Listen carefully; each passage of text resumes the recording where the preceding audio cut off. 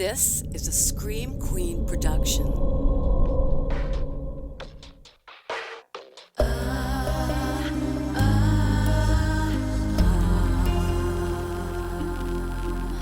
I never will forget the tragic ending met the day your last sunset. So dead, so dead. So dead, so dead.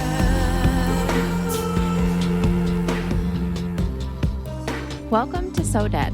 I'm your host, Jenn Carpenter. Happy Halloween week. This week always makes me a little bit sad because I love it when fall is like just starting to hit, like end of August. All the stores are getting their Halloween stuff in. It's spooky season. But by Halloween week, all the Halloween stuff is gone. The Christmas stuff is out. And everybody's already talking about gift shopping and Thanksgiving meals.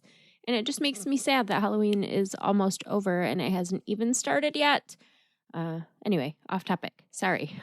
Welcome to our 4th annual Halloween episode where listener stories take center stage. So instead of me telling you my stories, I'm telling you your stories. Big thanks to everyone who sent in their own personal ghost stories for this episode. Some of these have been altered a little bit for length or clarity. Our first submission today comes from Andrea, and it says, "My daughter Sierra and I are longtime listeners and really enjoy the podcast. I wanted to share the experiences that my family and I have been having at our home. We live in Bath on Main Street. My husband bought the house in 2006. Over the years, my husband has mentioned how he would see silhouettes out of the corner of his eye move from the kitchen through the dining room and into the stairway hall. It would happen quickly and be gone when he would turn to look. I never experienced anything, and I don't get a creepy vibe, so I didn't worry about it. Then when my daughter was around 2 years old in 2010, she was a very early talker, and she would say, 'I saw the man,' or 'the man was here.' She didn't act scared and said it so matter of fact that I thought maybe my dad, who passed in 2006, would come and visit her. I believe in spirits, and knowing my dad, this would be something he would do. He passed before he was able to be a grandfather, but really loved his great nieces and nephews. He was the uncle that would always prank you. My daughter would talk about this man for a couple of years. She never said a name, just the man. Fast forward 6 years, when her little brother arrived in 2013, she was moved into another room and he got that bedroom. When the brother was 3 or 4, he started talking about the man. He would also talk about his toys being knocked over and other little things. My son would often get scared and go crawl into his sister's bed in the middle of the night. When he was around 5 years old, he stopped talking about the man, but then other things started happening. Objects would randomly fall down the stairs. My son's toys would keep getting messed up. He would build like little scenes with his superheroes. And when he would come home from school, they would be knocked over. These things upset him more than they scared him. During this time, my husband would still see the silhouettes moving through the house. I never really had a clear experience until the last couple of years. I was home one day over quarantine. Of course, where else would I go? You and me and all of us, girl. And I was doing some cleaning. I don't know if anyone else is like me, but when I put things away, I kind of shove them into a cupboard or closet, close the door real quick, and hope for the best. Ah, yes, the overcrowded closets and cabinets. I am familiar, in fact. I was cleaning off a table and was taking care of a medicine pouch. I balanced it precariously on the edge of the shelf in the cupboard, closed the door, and paused. It stayed in place. Success! About 10 minutes later, I was in the kitchen doing dishes and I heard what sounded like a cupboard opening and closing. I thought to myself, damn, the pouch fell. I went back to the bathroom where the cupboard was and I didn't see anything on the floor. I opened the cupboard and the pouch was still there, balanced on the edge, just where I put it. So the cupboard door just opened and closed by itself. I will admit I got a little excited that I had my first clear experience. I never felt scared or creeped out or anything. I just said, "Hey, spirit, nice to meet you." That was my only experience until this past summer. We have a cottage up north, and I came home on a Sunday night with the dogs. The rest of the family was coming home the next day. I sadly had to return to work. Around 4 p.m., I was in the kitchen and I heard someone on the front porch and thought a package that I ordered had been delivered, and I got excited. But when I checked the porch, nothing was there. I looked at my phone to see if there was a notification of a delivery, and I just maybe wasn't seeing the package. Nothing. So I just went back to what I was doing. My house is an old house built in the early 1900s. Sometimes it's hard to tell if a sound is coming from upstairs or the front porch. It can kind of echo a bit. A couple hours later, I was in bed watching TV when I started to hear what sounded like footsteps above me. Our bedroom is on the first floor, and my daughter's room is above us. So when she's home, we often hear her moving around her room quite clearly. I started to hear what sounded like footsteps and bouncing. I muted the TV and listened, and I would hear movement for a minute or two and then quiet. Then what sounded like bouncing or jumping, and then quiet. This went on for hours. Around hour 4, I texted my husband to let him know what was going on, and he told me I should check for animals up there. No. I grabbed a broom and went upstairs and turned on the light, and there was nothing. I'm so glad there was nothing because I don't think your broom would have saved you. It didn't sound like an animal scurrying. It sounded like a person or people moving around. It sounded like my daughter was up there. I just turned on the TV and eventually fell asleep. My dogs were with me, and they did not seem to hear or sense anything, so I wasn't worried about intruders. I finally fell asleep around 10:11, and the noises were still going strong. Even with all of this going on, I was never scared. I had the feeling that it was more mischievous than malevolent. With the incidents and the toys and things being thrown down the stairs, it seemed like what was happening to us was being done by children. A little history on our house. Like I said, it was built in the early 1900s, and it's on Main Street in Bath, just down the road from Cousins Park. When my husband bought the house, he was told that the pharmacist in Bath lived there during the time of the bombing. The bombing would be the Bath school bombing, the worst school massacre in American history. He was also told that his house was used as a triage area, and the injured from the explosion were brought to the house to be treated and evaluated. This was true for all of the houses around where the school was because there were, number one, so many people flocking to the scene to see what was going on, but there were only so many ambulances. They were trying to get people out to the hospitals in Lansing from Bath, which back then wasn't a quick jaunt. And so lots of injured people were taken to the houses surrounding where the school had been to await their turn to go to the hospital. And so a lot of those houses had bombing victims actually die in the houses waiting for their chance to go to the hospital. So my husband was told that the pharmacist passed away in the house, as well as others who have owned the house. I know the conclusions we drew, but I'll let others draw their own. I mean, haunted children from the bombing, for sure. Again, we have never felt anything sinister or evil or even uneasy, thankfully. Disclaimer, I am not a historian and have not fact-checked this info. I appreciate the disclaimer there. That's wild. So we've talked about the Bath School Massacre many times. It happened in the 1920s. A madman that was very prominent in town blew up the school with children in it, and it is the worst school massacre in American history. That is believed to be one of the most haunted locations in the state. But when people focus on it, they focus on exactly where the school was, whereas like the blast zone was much larger because, I mean, we just talked about it. You know, they took the people to the churches and the pharmacist's house and the neighbors' houses and all of that. So, yeah, wild. In an odd coincidence, we are going back to Bath. This story comes from Ashley, and it says, I grew up in a haunted house located in Bath, Michigan. Nothing that we know of occurred there, such as murder, but some crazy things happened while I was growing up there. Number 1, the basement door would slam periodically during the late night and early morning. When we checked it, it was always locked. Number 2, if we were in the basement, the sound of multiple people could be heard above us walking around in the kitchen and living room areas.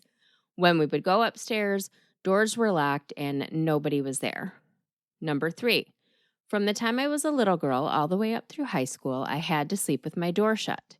If I didn't, something would run from the living room, down the hallway, and stop right by the side of my bed as if it was looking me right in the face.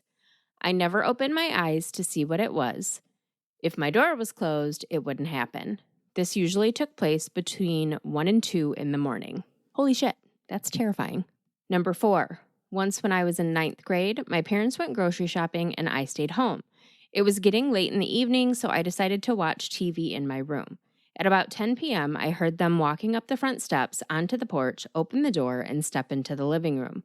I walked out of my room to the living room. We lived in a small ranch-style house, and my room and the living room shared a wall. And I said, "It's about time you got home." As I stepped into the living room, the hair on the back of my neck stood up. The living room was empty. The front door was locked, and my parents' car was not in the driveway. I locked myself in my room until they really came home about 20 minutes later. Number 5. Once when I was 17, I had finished brushing my teeth in the bathroom and was getting ready for bed. As I turned the light off to walk to my room, I heard the sound of little kids giggling, and one said, "Shh, she's coming," in a loud whisper. The only ones in the house were my parents, who were on the opposite side of the house, and our cats, and obviously cats don't talk, that we know of.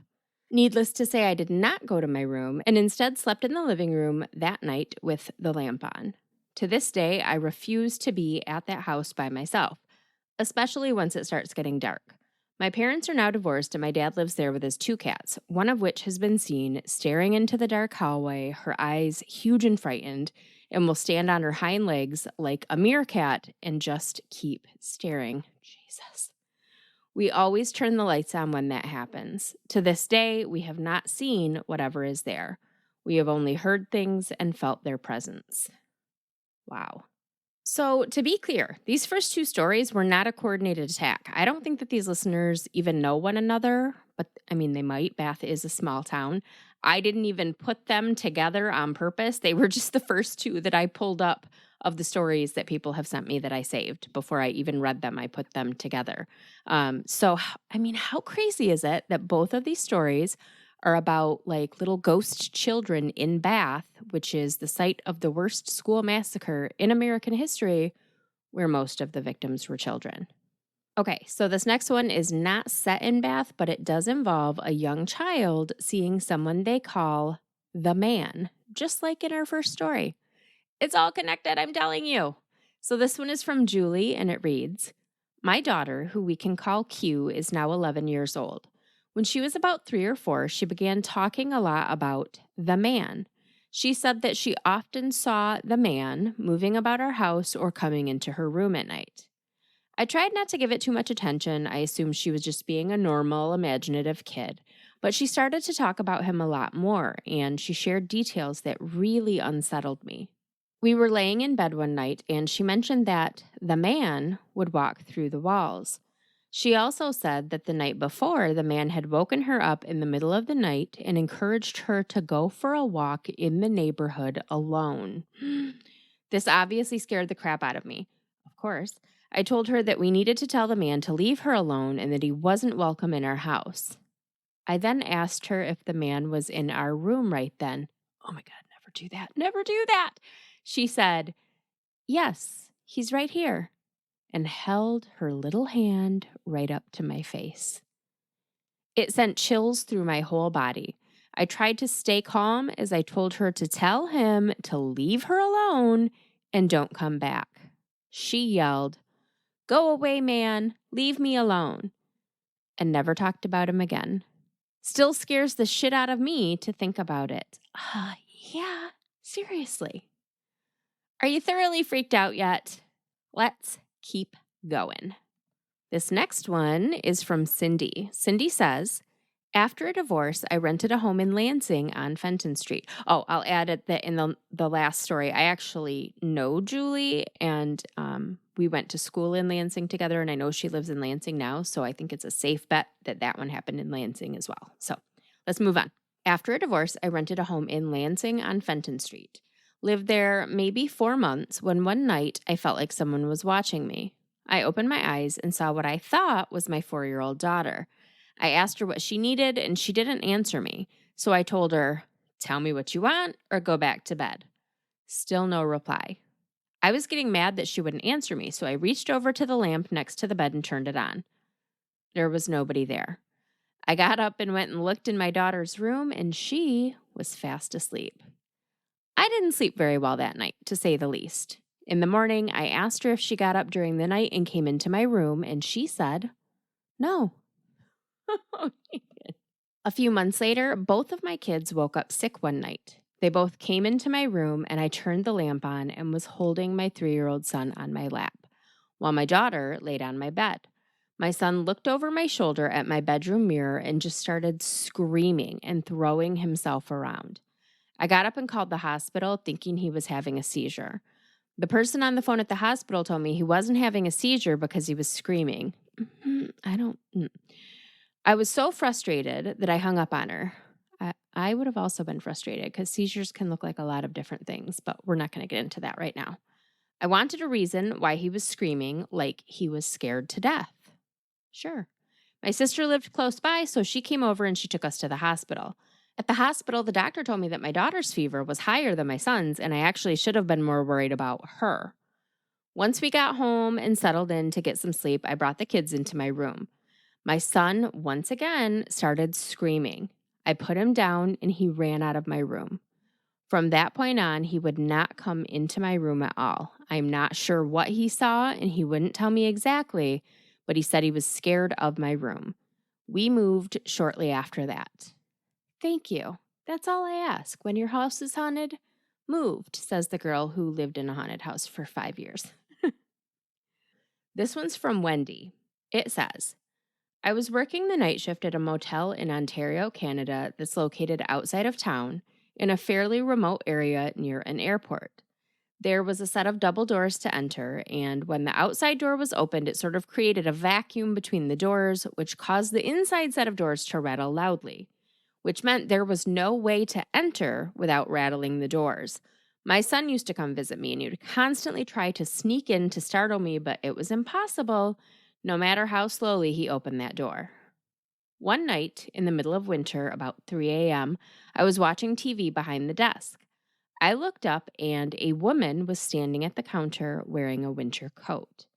She asked me if there had ever been an accident on the highway out front where a child had been killed.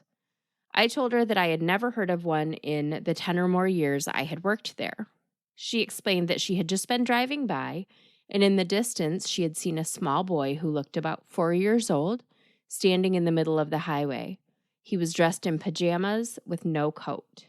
She was shocked to see a child at that time of night in the middle of nowhere and slowed down her car. And then the child just disappeared. She pulled into the hotel to ask about any accidents and assumed that she may have just seen a ghost. I assured her that as far as I knew, there had been no accidents, but it could have been before my time. She thanked me and turned to leave. I looked back to my TV and then realized that there was absolutely no way that she could have entered the hotel without me hearing the door rattle. And I also did not hear her leave. I believe that maybe she was the ghost. Possibly she was looking for her own child, or maybe a child that died in the same accident that killed her. I do know that many people have died on that highway over the years, but I have no idea if any died close to the hotel. It definitely left me with a creepy feeling. I bet, I bet it did. As a gal who used to work overnight in a motel when I was very young, um, yeah, my stuff was always more true crimey, but I just imagine being like out in the middle of nowhere at night and scary, scary, scary. That's the whole point of today though, right? Be scary. All right. So this next one is from Amanda. It says, I saw your post about personal spooky stories and I have one to share. I was 13 and staying the night at a friend's house for the first time. She lived in one of those houses where you go immediately up or downstairs when entering. What are those called? Tri-levels? Danny would know. Once downstairs, you either go to the right to the playroom area, to the left was my friend's bedroom, and then straight ahead was the eerily dark carve-out where the hot water heater stood. When I entered the house, I was led downstairs to my friend's bedroom to set down my things. As I made my way down the stairs and looked toward the hot water heater area, I instantly felt like I was being watched, and the hairs on the back of my neck stood up. I didn't think much of it for long, and I set my things in my friend's room and went upstairs. Fast forward to later in the evening, and I'm in the living room upstairs with my friend, her brother, and her parents. No one else but us was home, and we were all in the living room watching a movie when suddenly there's a loud bang coming from the kitchen the next room over. Seeing me jump, my mom's friend laughs and nonchalantly says, It's just the ghost. Why would you do that to a new child that's in your home for the first time?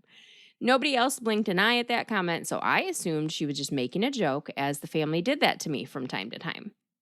Later on that night, it was time for bed, and my friend and I made our way downstairs to her bedroom.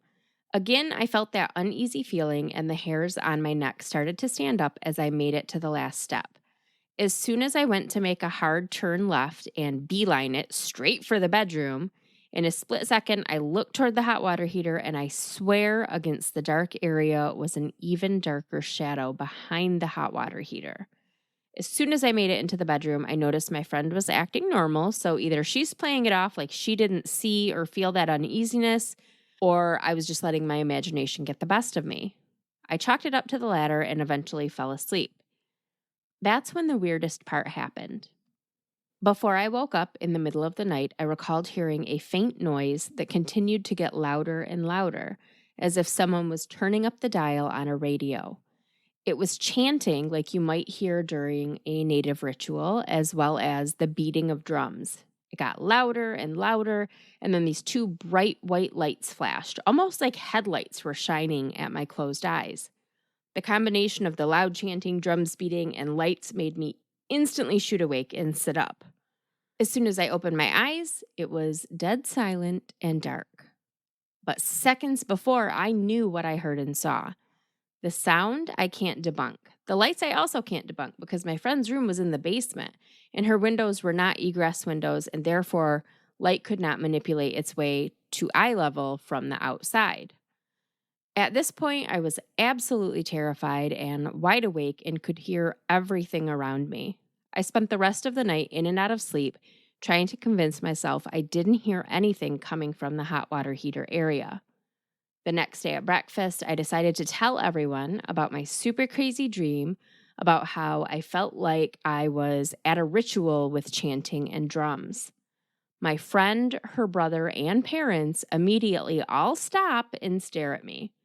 The family goes on taking turns telling me about how their house is haunted by various ghosts and overall are harmless except the guy by the hot water heater. The color must have drained from my face because my friend instantly said, "Oh, you saw him then. What the what kind of friend?" And then went on to confirm that they too see a dark shadow behind the heater and get an uneasy feeling time and again, but have just carried on because nothing has ever come of it. They also informed me about how their house was built near a Native American burial ground, which explains my crazy dream. And a couple of years later, a Native American burial ground was really uncovered right by their house. They had to tape off the area to the public and excavate the location as they found human remains that needed to be relocated. I haven't experienced anything paranormal since, and I'm obsessed with the paranormal. So this is a story I recall very vividly because I'm just blown away by everything that happened. This was in Bay City, Michigan, and happened in the late 90s and early 2000s. And Amanda actually did include an article from 2000 about this American Indian burial ground being uncovered near her friend's home. So I know the whole, like, We built a neighborhood on top of an ancient burial ground, and now all the houses are haunted. That trope is a tale as old as time, but that doesn't mean that it's not true, right? It's crazy. So, Amanda also sent in a true crime story that she has a personal connection to. So, we're going to end on that one because, humans are always much, much scarier than ghosts. She did send an article about this one as well. The article, though, did not use real names and she used aliases in her story. So, we're going to keep the specifics vague. Even though I really, really wanted to, and I probably will at some point, I didn't do any research on this. I am just giving you the story as it was given to me. And Amanda says, this happened to my brother's best friend in May of 2021. Matt, not his real name, started dating a girl named Allie, not her real name, that he met up in Traverse City. Things were going well. She seemed sweet, came from a good family, and was a nurse at Munson Hospital, which is like the big hospital up there in Traverse City. Matt was working as a manager at a local winery. Late one evening while Ellie was at work, Matt was alone in his apartment when there was a knock on his door. He wasn't expecting anyone, so he got up and looked out the peephole and saw someone on the other side of the door holding a pizza. He asked, "Who's there?" And the dude with the pizza said, "Hey, your girlfriend Allie ordered you a pizza off DoorDash." Matt thought this was a little weird, but the guy was holding a pizza and he'd mentioned Allie by name. So, okay, yeah, just a really sweet gesture, right? So Matt opened the door, and when he did, this pizza guy pulled a knife and he forced Matt back inside the apartment, back to his bedroom. He made Matt lay face down on the bed with his hands behind his back so that he could zip tie them. He then had Matt sit up and he force-fed him sleeping pills and vodka.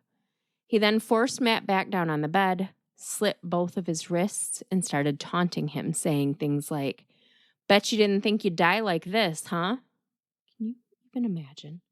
As Matt started to lose consciousness, he knew that he had to act, so he threw his elbow back and hit the pizza guy square in the face, knocking him backwards.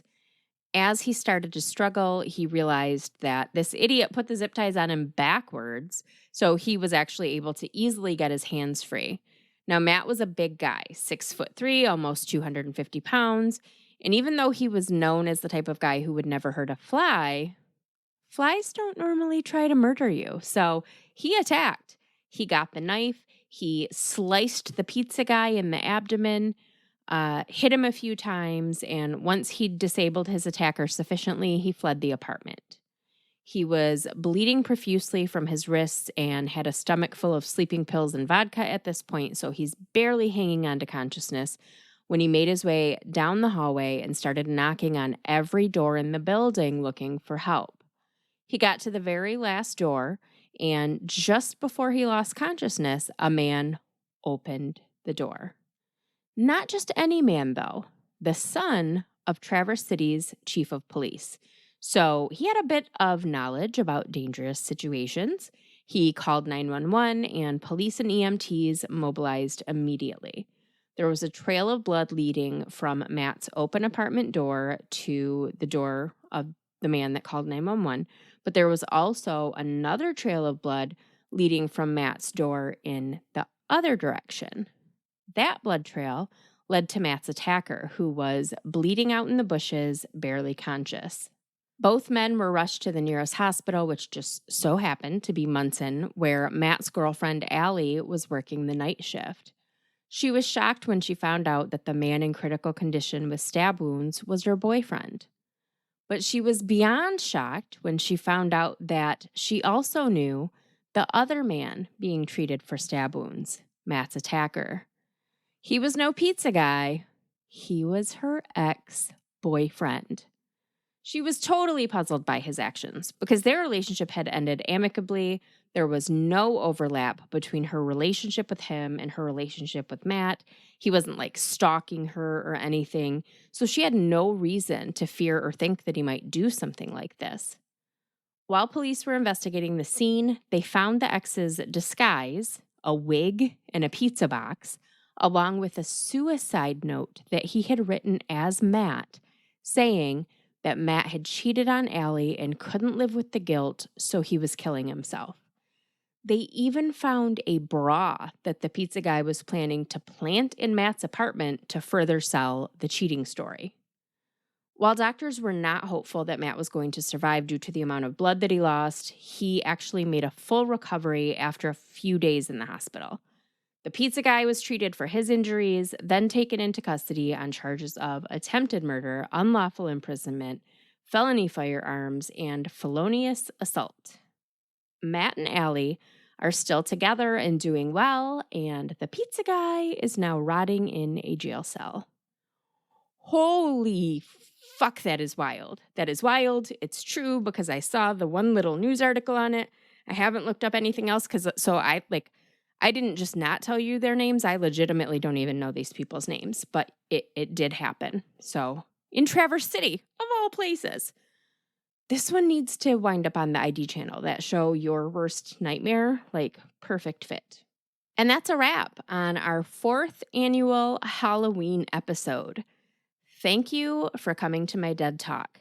And thank you so much to Andrea, Ashley, Julie, Cindy, Wendy, and Amanda for sending in wonderful stories, horrible stories, but wonderful stories. And of course, John K. Addis, author of The Eaten and owner of Addis Enterprises, for his constant support of So Dead, Dead Time Stories, and A Festival of Oddities. The next episode of So Dead is the season 4 finale, episode 95. Can you believe it? Can you believe that we've made it this far? Look how far we've come. Since the last time we talked, we hit a pretty significant download milestone. So Dead hit 1 million downloads, which I know there are podcasts that the second they get uploaded, they've instantly got 1 million downloads. But for a little indie podcast about Michigan-based history, I feel like that's pretty huge. That's big. Yeah, so thank you. Obviously, wouldn't be here without you guys. Couldn't do this without you guys, and I appreciate you so much. Follow me on all of the socials, especially during the off season. There is the Facebook page for So Dead, the Facebook discussion group for So Dead, little bit active on Insta, but not too much. And then TikTok is the Jenn Carpenter at this point. Until next time, keep shining, you magnificent what the fucks.